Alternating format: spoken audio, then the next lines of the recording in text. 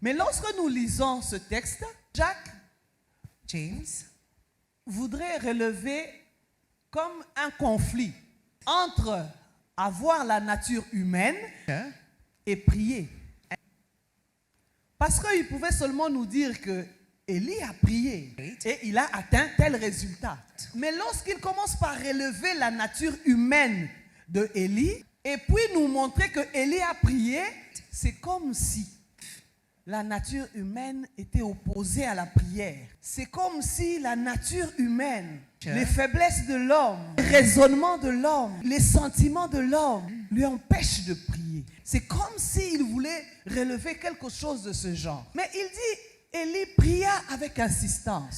Il pria avec insistance pour qu'il n'y ait plus de pluie et la pluie n'est pas tombée.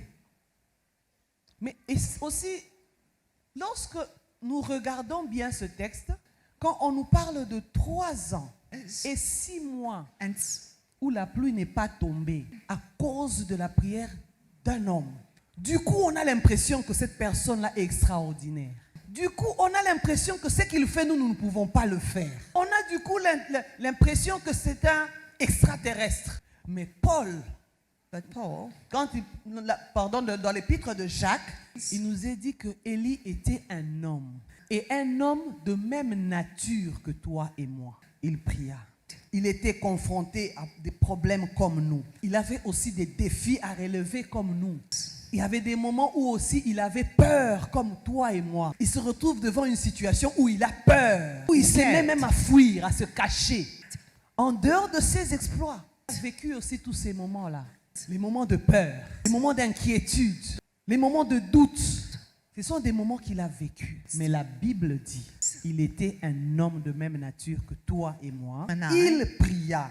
Il pria. Alors nous allons chercher à voir, c'est dans quel texte que Jacques a tiré cette histoire. Nous trouvons cela dans le premier livre de Rois, chapitre 17, du 1er au 7e verset. Amen. Amen. Nous avons vu dans Jacques, Jacques dit que Élie était un homme de même nature que toi et moi. Il pria avec instance pour que la pluie ne tombe pas. Et la pluie n'est pas tombée durant 3 ans et 6 mois. Mais lorsque nous allons dans le livre des Rois, nous cherchons là où Jacques a puisé ce texte-là.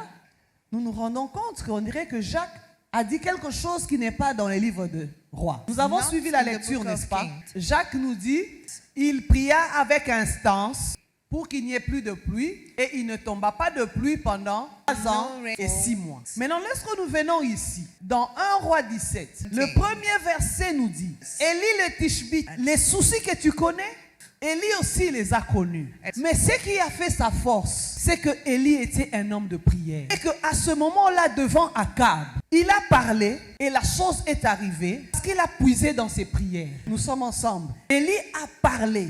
Élie n'a pas prié. Il a déclaré à Akab que ces jours, ces années qui viennent, il y aura la sécheresse. La pluie ne tombera pas. C'était ça la déclaration de Élie. Mais Jacques parle de prière parce que le secret de Élie, c'est qu'il était un homme de prière. Il était un homme qui savait chercher Dieu dans la prière. Il est un homme qui savait se dépasser. C'était un homme qui savait se dépasser. Bien-aimé, des fois, on a beaucoup de prétextes pour ne pas prier. On a beaucoup de prétextes. Je ne peux pas prier maintenant, je suis fatigué. D'abord, il y a prière. Ça, c'est pour montrer que toi, ta fatigue est extraordinaire. Élie était un homme de même nature que toi et moi. Il a aussi connu les fatigues. Mais cela ne l'a pas empêché de prier. Il y a des gens qui ont des explications. Vraiment, tu te demandes, mais même ces mots-là viennent d'où? Je suis réveillé au pied gauche. Sur le pied gauche, je ne saurais pas prier. Je ne saurais pas prier. Je ne suis pas d'humeur.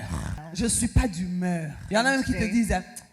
Quand je cherche à prier comme ça, je me sens vide. Je me sens vide. Si tu te sens vide, remplis-toi. Pourquoi te sentir vide va être le sujet de ne pas prier? Prie. La prière va te remplir. Mais la louange va t'aider à prier.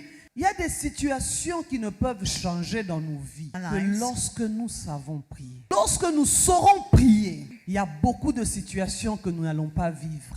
Beaucoup de situations. Il y a des défis que nous pouvons relever dans nos vies si nous savons prier. La prière ne devrait pas être un fardeau pour toi. Lorsqu'on te dit allons prier, toutes les raisons se soulèvent. Parce que toi-même dans ton cœur, tu sens que c'est un fardeau de prier. Prier, c'est un problème.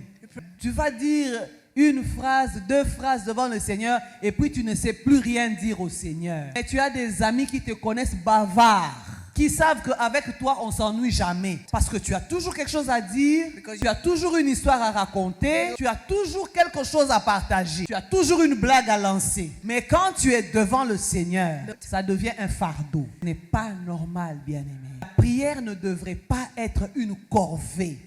La prière ne devrait pas être une corvée. Parce que lorsque tu pries, tu te rapproches du Seigneur. Comment se rapprocher du Seigneur peut être une corvée? Comment se rapprocher de celui qu'on aime peut être une corvée? Comment se rapprocher de celui qui renouvelle ses bontés chaque matin dans nos vies peut être difficile? C'est celui qu'on aime. Maintenant, comment s'approcher de celui qu'on aime devient une corvée? Aime-t-on réellement? La question est celle-là. Est-ce qu'on aime réellement? Est-ce que s'approcher de quelqu'un qu'on aime ne devrait pas être quelque chose de pénible? Amen. Amen. Élie était un homme de même nature que toi et moi. Elijah was a man of the same nature of you and I. Il n'était pas exempté de souffrance. He was not an exclusion. He also suffered. Il n'était pas exempté. Il a vécu aussi des moments de terreur. Il a vécu aussi des moments difficiles. Mais il savait prier. Maintenant, pourquoi toi, tes moments difficiles à toi t'empêchent de prier? Pourquoi? Pourquoi tes moments difficiles à toi t'empêchent de prier? Il y a des circonstances que tu peux changer dans la prière. Il y a des fléaux que tu peux arrêter. Lorsqu'on parle de prière, c'est la prière. Ce n'est pas être au culte et être en train de chatter. Quand on parle de prière, c'est se focaliser sur le Seigneur.